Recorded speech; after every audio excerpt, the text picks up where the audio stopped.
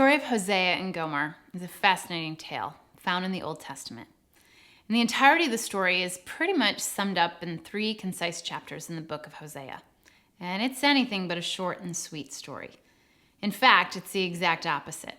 It's a story of drama and deception, a story of cheating and then compassion, a story of heartbreak, and then eventually hope. Essentially, here's how the story goes.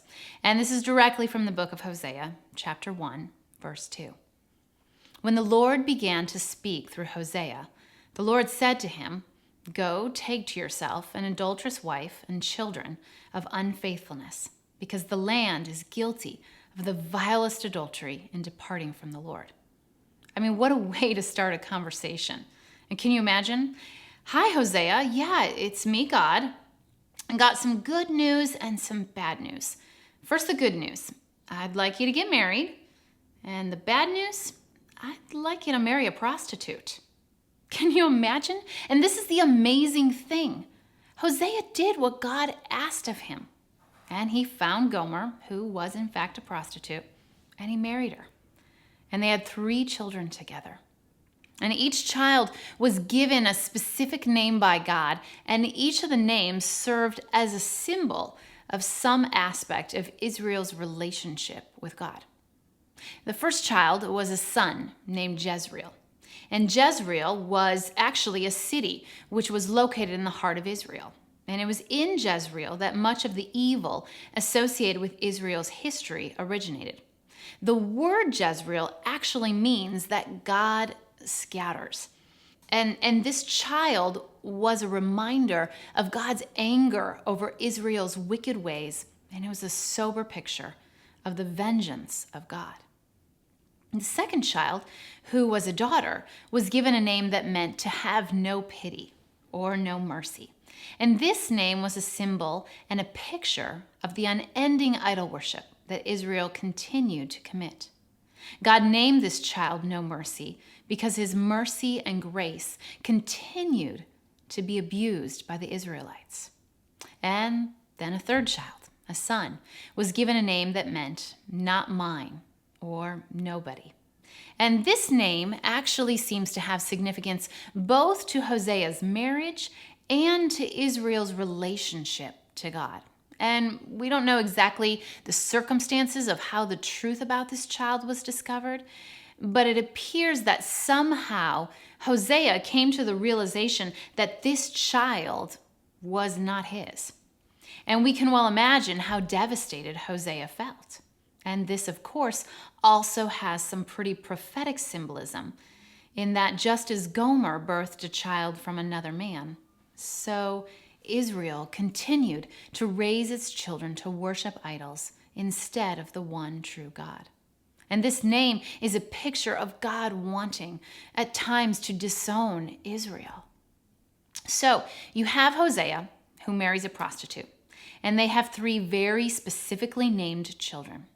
Gomer, who is now a mother of 3, continues in her blatant deception, and she sleeps around, and the marriage ends up falling apart. She abandons her husband and her family, and she eventually leaves home. She goes from man to man, and Gomer somehow finds out that she has no money left. And amazingly, he finds a way to get her food and resources so that she'll stay alive. Well, eventually one of Gomer's lovers sells her into slavery. And Gomer realizes the stark and cold reality that a life of chasing down selfish and deceptive desires, it ultimately led her to despair. So Gomer, who's now enslaved by one of her lovers, and Hosea does the unthinkable. He goes and purchases his wife back. His wife that deceived him and cheated on him and betrayed him and their family. And he pays for her life. And he tells her that he never stopped loving her, and she's welcome to come home. In fact, in Hosea 2, verse 14 through 15, it says this, "Therefore, I'm now going to allure her. I will lead her into the desert and speak tenderly to her. There I will give her back her vineyards and will make the valley of Acre a door of hope. There she will sing as in the days of her youth and in the days that she came up out of Egypt. Sometimes I love to read it in the Message version, and it says this, and now here's what I'm going to do. I'm going to start all over again, and I'm taking her back out into the wilderness where we had our first date, and I'll court her. I'll give her bouquets of roses. I'll turn Heartbreak Valley into acres of hope. It's an unbelievable love story.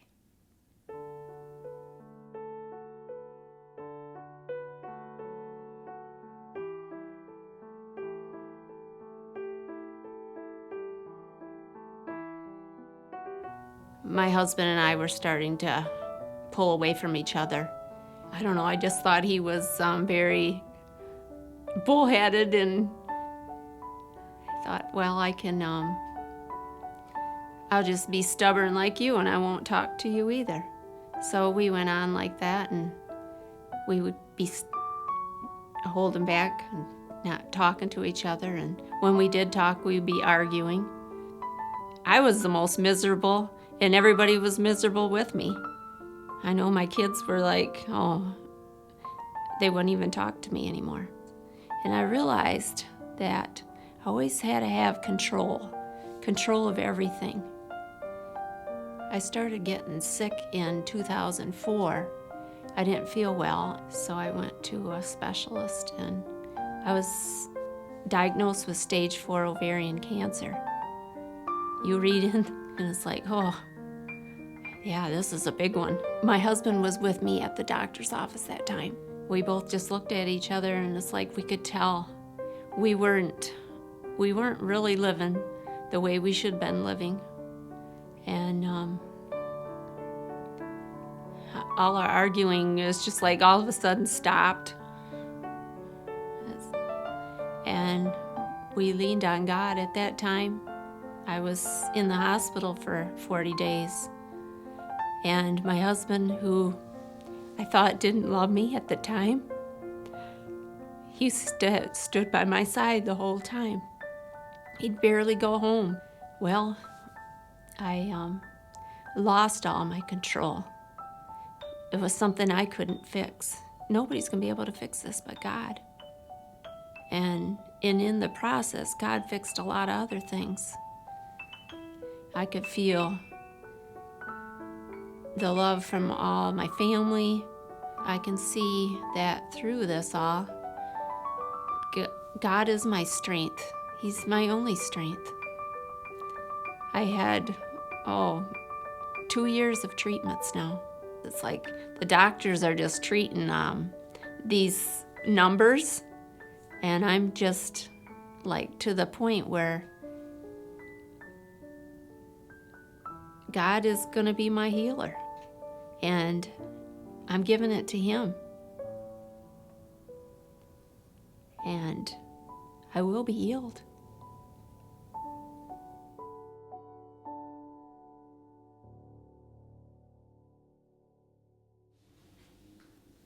You know, most of us would look at a story like this, and if there's any character identification that happens, it would most likely be with Hosea. I mean, maybe not to the same extent, but I'm sure each of us has experienced someone making a promise and then breaking it, someone asking for our trust and then betraying it. And very, very few of us at first pass would find any identification with Gomer. I don't know many people that compare their life to that of a prostitute. I mean, our natural human instinct is to look at the sins of others before looking at our own. And if I'm honest, that's what I do. I usually look at the offense of another before looking at my own flaws. It's much easier to look at someone else's mess-ups and little blemishes instead of looking in the mirror. I mean, if I look at someone else's life and I can ever so slightly feel better about my circumstances, or if I look at their mistakes and they seem more obtruse and overt than mine, well, then I subtly let myself off the hook. I can live with this prosthetic cover-up that in no way is real, but to everyone else looks like I have my act together. And I think as women, we are superb at this. We cover up and we compare. and we are champions at it. I mean, I just did it the other day. We just moved into a new neighborhood, and so we've been trying to meet our neighbors. And I found out that we have a neighbor right around the corner with 2 kids very close in age to ours. And so I took my children over to meet them, and we talked and walked around the block. And while on the walk, my 4-year-old was in one of his moods. And he had absolutely no interest in sharing the toys that he had brought along. And he was acting selfish and was then resistant, of course, to any discipline. And I found myself trying to work extra hard to make him share, to make him act like a perfect little angel. I wanted us to look like we were this faultless family that had just moved into the neighborhood and we had everything put together. And honestly, I was sort of hoping that the mom would make some sort of major mommy blunder, that, she wouldn't hold her toddler's hand while crossing the street, or she'd fly off the handle when her 3-year-old tried eating the grass as an afternoon snack. But she didn't. She was calm and consistent, tender and loving, and it made me feel terrible.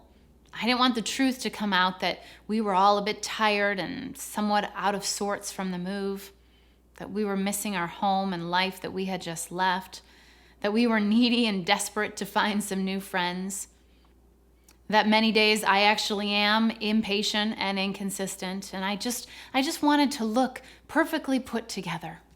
And what I couldn't believe is that I wanted her to slip up as a mom in the hopes that I would camouflage my own weaknesses as a parent.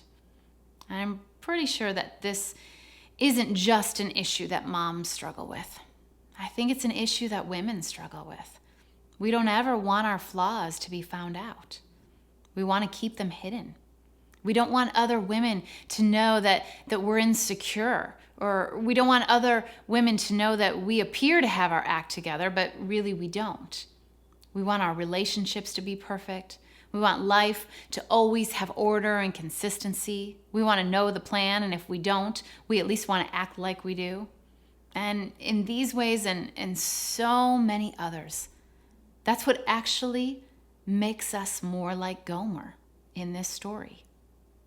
You see, the story of Hosea and Gomer is not really a story of Hosea and Gomer. It's the story of God and Israel. And ultimately, it's the story of God and each of us. And each of us in the story is actually Gomer. In some ways, we're her children as well. It's the story of how we're hopeless outside of God. How we sometimes subtly and sometimes overtly betray who God created us to be. How we sabotage others and ourselves. How we neglect God in the way that we know He longs for us to live. How we try to take control of our life instead of trusting God with our life. How we do what we need to make sure that our desires are met instead of waiting on God to actually meet our needs. And these may not seem as intense or overt as a life of prostitution and abandoning a spouse and children, but every time we stray away from our relationship with God and who He created us to be, in many ways, it's the same picture of how Gomer strayed away from Hosea and how Israel continues to stray away from God. You know, the love affair between God and Israel was a painful one. Israel belonged to God. He chose them. And somewhere along the way, they gave their hearts over to another love. But God patiently pleaded with them, but they wouldn't listen. And finally, God had to expose them and the choices that they made. And eventually, there was redemption, but it was really painful. And the story of Hosea and Gomer, it mirrors the same thing. So you can see why God chose to use the names of Hosea and Gomer's children as a symbol of how He felt towards Israel. You know, to name a child No Mercy or to give them the name Nobody is pretty telling to the heart of God as to how much it pained Him to watch Israel neglect and betray their relationship with Him. I know that when my husband and I were preparing to have our kids, we had all sorts of conversations about what we would name each of them. And we had our list of boys' names and our list of girl names. And never did we think about a name like Nobody or No Mercy. A name it's so personal and it's important. And it's uttered thousands of times in a child's life. In fact, for us, we knew how important our kids' names were, that we have a frame hanging in each of their rooms with a picture and the reason for why we gave them their name. We wanted their names to be special and to mean something to them. So after all that God had been through with Israel, and after all that Hosea had been through with Gomer, it's pretty stunning. After Hosea brings Gomer back home, it says in Hosea 2, verse 23, I will show you my love.